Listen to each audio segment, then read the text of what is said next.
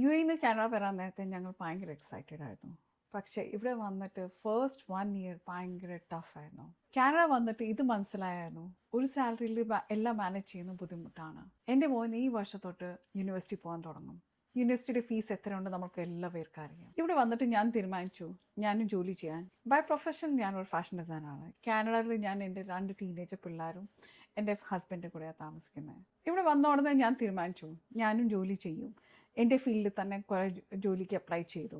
ഒരു സ്ഥലത്തുനിന്നും positive response കിട്ടിയില്ല, കാരണം എനിക്ക് കനഡിയൻ എക്സ്പീരിയൻസ് ഇല്ല. ദെൻ ഞാനും എൻ്റെ ഹസ്ബൻഡ് ഡിസൈഡ് ചെയ്തു ഞങ്ങൾ എക്സ്പോർട്ട് ഇമ്പോർട്ട് ബിസിനസ് ചെയ്യാം. Export import licence, custom clearance, provincial registration, ഇതെല്ലാം വേണമായിരുന്നു. ഞങ്ങൾ ടോട്ടൽ ചെയ്യുമ്പോഴത്തേക്ക് ഇതിലൊക്കെ നല്ല ഇൻവെസ്റ്റ്മെൻറ്റ് ആവശ്യം വരും. പുതിയ കൺട്രിയിൽ വന്നിട്ട് ഞങ്ങൾ ഇപ്പോൾ സെറ്റിൽ ആയതേ ഉള്ളൂ. ഇത്ര വലിയ ഇൻവെസ്റ്റ്മെൻറ്റ് ചെയ്യാൻ പറ്റത്തില്ല.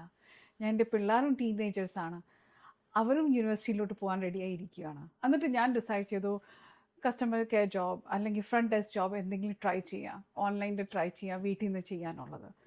അപ്പോഴാണ് എനിക്ക് ഇത് ഓപ്പർച്യൂണിറ്റി കിട്ടിയത്, ഒരു ബിസിനസ് ഓപ്പർച്യൂണിറ്റി കിട്ടിയത്. ഞാൻ റിയലി ഗ്രേറ്റ്ഫുൾ ആണ്. വലിയ തലവേദന ഒന്നുമില്ലാതെ എനിക്ക് ഈ ബിസിനസ് എൻ്റെ വീട്ടിൽ നിന്ന് സ്റ്റാർട്ട് ചെയ്യാൻ പറ്റി. ഈ ഇൻവെൻട്രിയോ വല്ല പുറത്ത് പോകേണ്ട ആവശ്യമില്ല. എനിക്ക് വീട്ടിൽ നിന്ന് എൻ്റെ ഫാമിലിയെ ടേക്ക് കെയർ ചെയ്തുകൊണ്ടിരുന്നിട്ട് എനിക്ക് ബിസിനസ് ചെയ്യാം. എനിക്ക് തോന്നുവാണ് ഈ ബിസിനസ് ആർക്ക് വേണമെങ്കിൽ ചെയ്യാം. എൻ്റെ മാതിരി സ്റ്റേ അറ്റ് ഹോം മോം ആരെങ്കിലും പ്ലാൻ ബി നോക്കുന്നുണ്ടോ, എക്സ്ട്രാ ഇൻകം ജനറേറ്റ് ചെയ്യാൻ നോക്കുന്നുണ്ടോ, ഇതെല്ലാവർക്കും ചെയ്യാം. ഇനി ഇതിനെക്കുറിച്ച് നിങ്ങൾക്ക് അറിയണമെങ്കിൽ എൻ്റെ അടുത്ത് മെസ്സേജ് ചെയ്യുക, ഞാൻ ഡീറ്റെയിൽസ് അയച്ചു തരാം.